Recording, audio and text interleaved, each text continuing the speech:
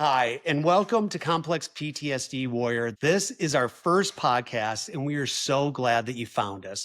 I'm Travis, husband of Kristen, the founder of Complex PTSD Warrior. The way I'm going to do this podcast is I have gathered, a bunch of questions from social media that our followers have posted and that we've responded to over time. Focus today is on triggers. We'll get started with the questions. What was it like for me in the early days before you knew about triggers? So this is from me as the partner, obviously, responding to this and how I didn't know anything about triggers. I didn't understand them. When my wife got triggered before her diagnosis, I was overwhelmed, confused, mad sometimes, agitated, angry, sad. I didn't understand what was happening to my wife and why she broke down under the craziest circumstances. And again, I say crazy because back then to me, it was because I didn't understand any of it. I'll give you a perfect example. We were, and this was before her diagnosis, we were heading to Canada on a driving trip with the kids. And we had turned right before going on to the road to cross the border. And we were at a stop sign for a second before turning onto it. And my wife just started shaking and breaking down.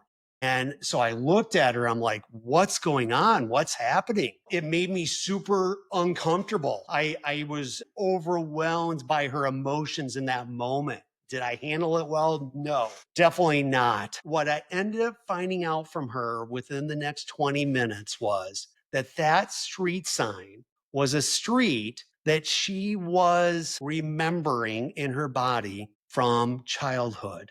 It was a street of one of her traumatic events that had happened during her childhood that caused her these strong emotions in her body that just overwhelmed us. It overwhelmed us as a family. Our three boys, you thought I was confused? Oh my gosh, they were more confused than me. Just didn't get it. Why is my mom reacting like this? It's a street sign with a name on it. Okay, I heard that it had something to do with something bad that happened in childhood, but it's so hard for them, obviously, to comprehend that. I'll move on to the next question. How did you react when Kristen would get overwhelmed or shut down? Similar answers to the last one. I would try to get her to be positive, thinking that, hey, we just think positive thoughts, everything will be okay. All those things that you're triggered about or worried about, don't worry, it's fine. You're going to get over it. That was hard. Sometimes what did I do? I shut down. I couldn't be there for her many, many times. It was hard. It was hard for me not knowing what to do and how to help her and not really understanding any of it and being very confused by it. So yeah, it was really, really hard, to be honest with you, for a long, long time before her diagnosis, because we had no idea what was causing all of these reactions again to these triggers that she was having. Next question. Did you ever feel like her reactions were about you? Of course. At the beginning, I thought everything was about me. And when she would be triggered and she would go into a shutdown or sobbing, I literally thought I was at fault. I did something, said something wrong. I looked at her wrong. I didn't say the right things. I didn't give her a hug like I should have. I just felt it all revolved around me. And so it made me feel like garbage, as a husband, as a partner, and your wife is having a reaction like that and you have no idea and all you think about is yourself. I didn't realize at the time because I wasn't self-aware enough that I was causing a lot of her triggers. I was triggering her because of my tone, because of the volume of my voice, because of not reacting the way she needed me to react in those moments. I scared her more, without a doubt. For years with my reactions and my shutdowns, I scared her. I can't even imagine all this stuff is going on in her body for years and years since she was a childhood. and your own husband that you love and adore is not there for you, not comforting.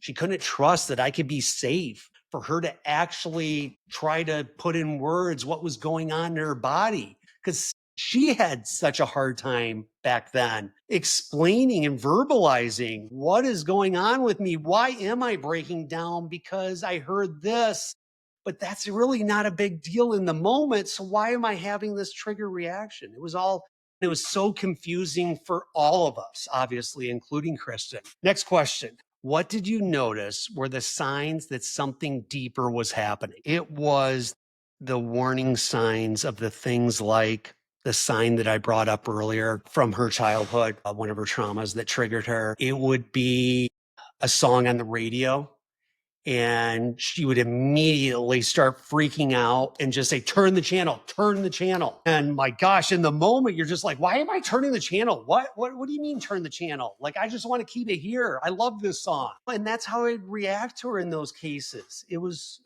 horrible, but I didn't know better. I just thought, you just don't like this song? Well, no, I like this song. This is all about me. Screw you. I'm keeping the song on because I'm driving the car. I see some of these things from my past and I go, oh my gosh, I've come a long way to get to where I'm at now. So that's where it began. Was there a moment where it finally clicked that it wasn't about you? Oh gosh, I've been telling all these things about how selfish I was and unaware of my wife's safety that she needed. When was that moment though that it actually clicked that it wasn't about me? I can't actually remember a moment right now. What I can tell you is that it took me many years of therapy and working closely with a men's coach to help me understand that my job as a husband, as a partner, is to take care of and provide a safe environment for my spouse, Kristen. I wasn't raised that way. I was never taught that. I didn't have a clue how to do any of that. So I'd say with all of their help in doing a lot of work on my own, a lot of research, a lot of online classes, to help me understand that it wasn't all about me as the partner, that it is about the survivor. It is about my wife, Kristen, who dealt with unspeakable trauma over the course of her life. The next question is, how did you learn what a trigger actually is? I'll go back to my response on the last question. It's been a lot of work talking through these things that I've learned over time from all these people and sources and really working hard at it with my wife and understanding that everything that she responded to over the years pretty much had a foundation or a beginning that goes back, could go all the way back to childhood, could go back to early adulthood where some of these traumas happened to her. When we started to talk about that and really get into, hey, this is what I'm feeling right now. You said this. I feel this. This is Chris, my partner, talking. I feel this inside. And we would talk through literally, and I would say something like this to her. So you're feeling anger. Do you know, is it because of what I just said, or do you feel like it's something more than that? This would just open it up to Kristen to start thinking and feeling kind of with her body. What's going on here? What is happening? What is this that I'm feeling? Is it really have to do with what you just said to me? Is that really causing me to be triggered the way I am right now? Or is it something deeper that goes back to the past and these feelings and emotions and thoughts that are being stored in her body all these years?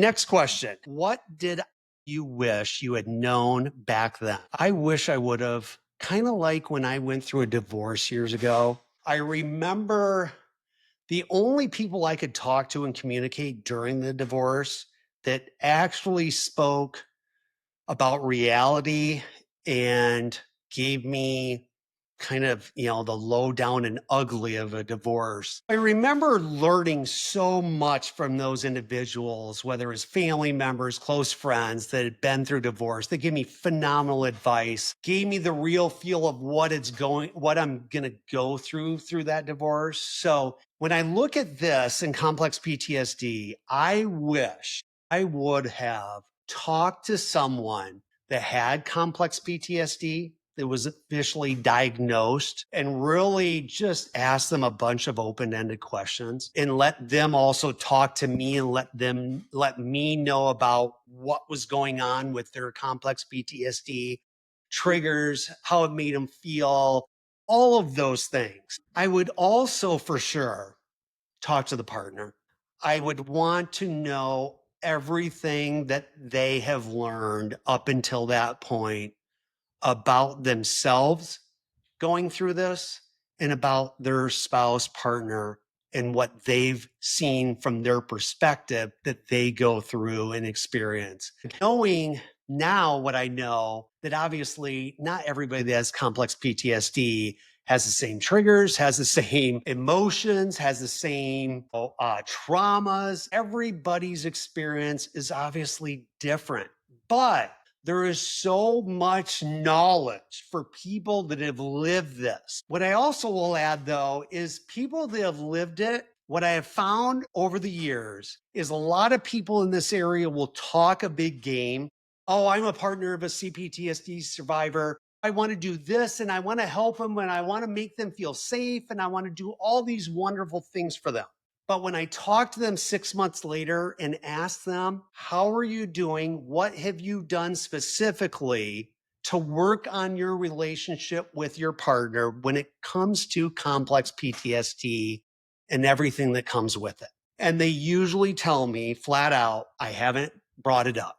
I forgot to. You know what? I am scared to bring it up. And so I haven't brought it up. So what I would say is, not only do you have to learn from people that have been there and done it already, but you have to be willing to make changes. I'm going to tell you right now, not knowing your situation or your partner's situation with their complex PTSD, there is so many things that you need to make sure that you're doing as a partner to help support your spouse, your partner, that you need to more than likely, unless you come into this as the perfect person, which I haven't found one yet, you need to be ready to put in work, real life changing. You're changing the way you operate, the way you react to things, the way you respond to your partner, the way you can hold space for your partner. That all takes time and it takes work and it takes consistency. Let's go to the next one. How do you respond now when Kristen gets triggered? First step, you need to be able to, as a partner, regulate your body and regulate your emotions. When my wife is triggered, and it's a bad one, so she is extremely emotional, usually crying, just going to a really bad place. I know as her partner, I have to step up in that moment. I have learned this over time, obviously. It has taken a lot of work and a lot of mistakes to get to this point where I'm at now. And so after that pause, I take 2 to 3 deep breaths. I have to regulate my body, calm it down so I can be safe for her in that moment when she's highly emotional, charged up, feeling more than likely like garbage about herself, because that's usually what happens when she goes into a full-on trigger that's reminding her of a traumatic event that, say, happened in childhood and how awful she felt during that moment of that trauma. That stays with them. It does. It stays in their body if they have not done the work over time to work on getting that out of their bodies. After the pauses, I try to remember, I should say, take your time. I'll say things like, I'm here. I love you. It's okay. This is normal. Let it out. Tell me if you want to talk to me. Tell me if you don't want to talk right now, that's okay. I ask her then, do you need a hug? No? Okay. Do you want one later? Probably. Okay, I'll give you one later. Don't worry, I'll give you a hug later. I love you so much, sweetheart. It's okay. So I remind her everything that she's going through is normal. It's not scaring me. I'm here for you. I love you. I respect you. I understand what's going on with this trigger, and I'm here to be there for you and support you in the way that you want the support to be. Do I get it wrong sometimes? Oh my, yes. Pretty much every other day or every third day, I blow it. Okay. So she has a trigger and I absolutely blow it. I think it's about me. I get defensive. I say, "Oh, are you kidding me? Oh, and I'll do things like that. Oh my gosh, that is the worst thing you could do for your partner that suffers from complex post traumatic stress disorder. Yeah. So, not a good thing to do. It is normal to make mistakes. You, as their partner, going through this with them, through this journey, this healing journey, will make so many mistakes. What you need to try to do is not beat yourself up. Okay. None of this is easy. All of this takes practice. All of it takes time and consistency. And so you will not be perfect. You might never be perfect. I know if I do this and work on it the rest of my life, I will probably never be perfect at it, but I'm pretty darn good at it now. And I am 300%, whatever you want to throw out there for a number, better than what I was pre-diagnosis, and how I reacted to what I didn't know then was a trigger. I just thought she was being emotional about something, and how I reacted. I'm just better at all of these things because of time and practice and that consistency. It is critical that you, as the partner, step back after this situation happens and it calms down and really self assess how you handled everything. The first thing, if there was issues during it, and I mean issues meaning you didn't handle it well and you said some things that cause more pain for them, more hurt, more sadness. It's critical that you apologize for anything that you need to apologize for. So don't just throw out a blanket apology. I'm so sorry. I sucked it up. I'll do better next time. No, they don't want to hear that. They probably heard that their whole time being with you, right? I'll try to do better next time. No, you need to step back and really analyze yourself and be honest with yourself, truly honest with yourself, and say, what could I have done better? What did I do wrong? What do I need to apologize for? Because that's what you need to do as the partner. Honestly, if you talk to them and they're okay talking about this again shortly after all this happened or 2 hours after, whenever it happens and whenever they're comfortable to talk about it, you need to apologize and you need to tell them exactly what you feel you did wrong and how you're going to work to get it better, because they deserve better. You deserve better as the partner to do it better, but they deserve your best, right? And your best won't be there all the time. You're going to fail at this, like I said. But if you can keep working towards your best, your partner is going to see that and they are going to love you. They are going to appreciate you as a partner so much more than they have ever. Kristen and I, our relationship, ever since I started putting in the work and started to truly understand her triggers and what she was going through with her flashbacks and her emotions and overwhelming emotions, you have to reconnect.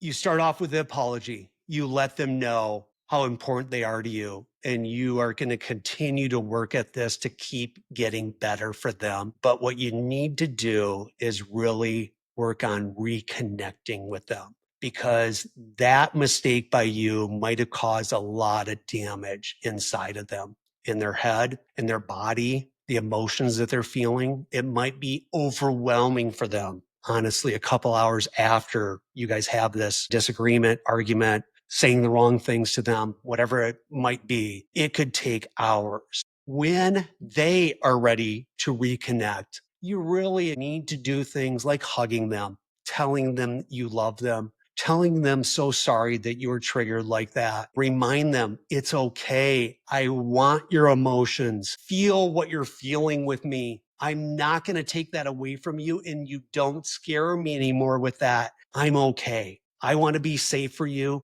So that's critical. You have to reconnect. It could be going for a walk with them, holding their hand, that touch. My wife has told me over and over, after these moments or after a trigger, a flashback, she wants to be touched. She wants to be held.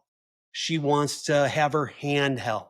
Last question. What would you say to other partners or friends who feel lost when someone they love is triggered? I would reassure you as the partner that you can get through this.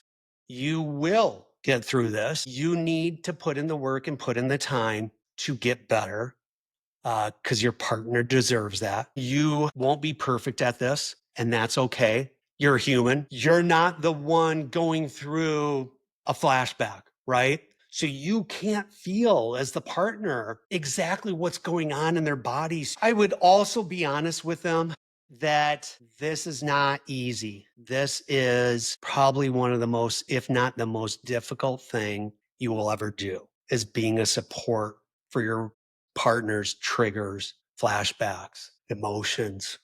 This is the end of my first podcast. I hope you enjoyed it. Please share this with everybody. There is so many people out there with CPTSD. So many of their close loved ones and family have no idea, just like us years ago. We had no idea what this meant, how it was going to change our lives for the rest of our lives, how it affected every single day of our lives. Thank you for watching this. I appreciate it. You mean a ton to me. Please follow us. Please support us. We're on Substack. We're on YouTube. We're on Facebook, TikTok, Instagram. We're on all of them. Please follow us. Thank you.